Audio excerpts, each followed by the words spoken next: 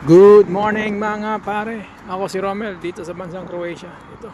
Maganda na panahon ngayon. Mainit na. Madami na nagsampay. Ayun, tirik na tirik yung araw. Alas 11:30 ng umaga. Pero napakalamig ng hangin. 14 degrees Celsius. Ayun. Konting ikot. Happy ang mga tropa kagabi. Kasi nga, Sabado.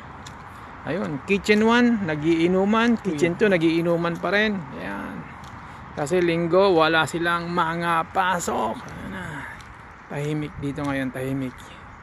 Mga lasing pa yung iba. Ayun, yun, no? Yung sasakyan na yun.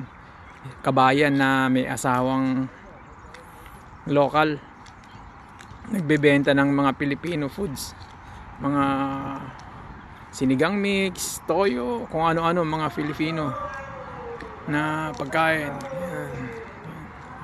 Tahimik ngayon dito sa accommodation. Mga malalakas ang hangover, matataas pa. Ayan, yeah, dun, nakahiga pa siguro sila sa mga kwarto nila, sa mga kama nila. Ayan. Maganda na panahon dito ngayon sa Ibanyareca, Zagreb. Tahimik. Ayan. Si Kabayan na may kasamang asawang lokal, nagbebenta ng Filipino food. Ayan, unti-unti. Wala, isang karton na lang ata yun, ubos na. Ganda panahon ngayon. Tahimik.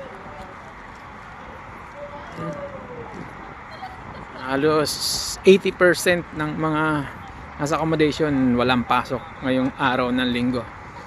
Ayan, nagpapahinga sila. Iba, mga lasing pa, matataas ang malalakas ang hangover. Ayan, accommodation namin. Malamig ngayon. Kahit natirik yung araw. 14 degrees Celsius. Okay, ingat kayo mga pare. God bless. Ride safe.